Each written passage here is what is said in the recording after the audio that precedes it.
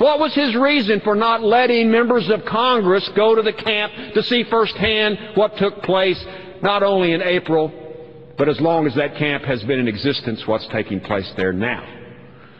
And he refused to let us go. Seems to me truth is always the first casualty of an oppressive regime. So we didn't go to Camp Ashraf.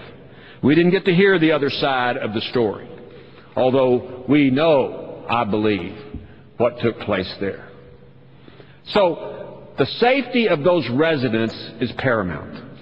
We have an obligation, the United States does, to make sure that those residents remain safe, regardless of whether Mr. Maliki likes it or not.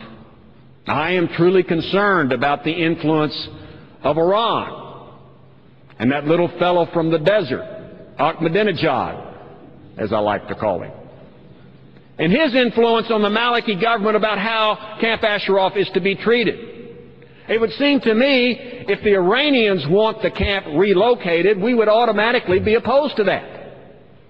Because Ahmadinejad is not a friend of the United States. He's an oppressive dictator of his own people. And now he wants to oppress people, Iranians, in a foreign country of Iraq. So why do we not want to be proactive? So this resolution, this amendment to the House Foreign Affairs bill will protect the safety of those residents. I think it is also paramount and important that the United States step forward and delist the MEK from the foreign terrorist organizations. The State Department doesn't want to do that.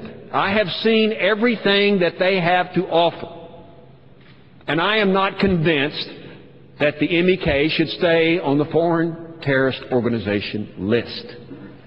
So I've introduced a resolution along with about 80 members, co-sponsors, Republicans and Democrats, to delist the MEK.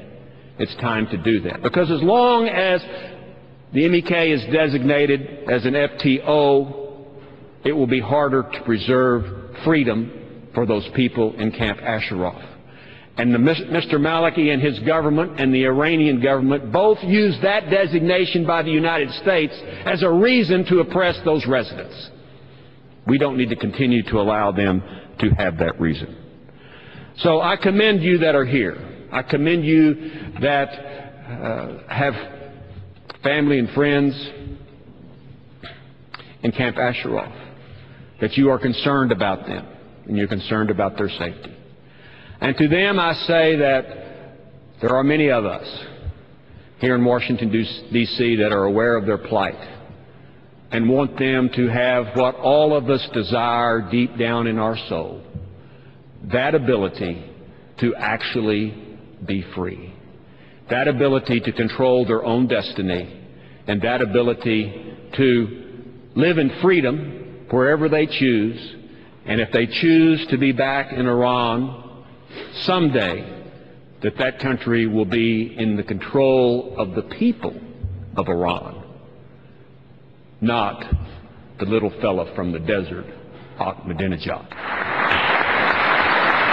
I would like now to introduce Senator Robert Tوريسلي from New Jersey.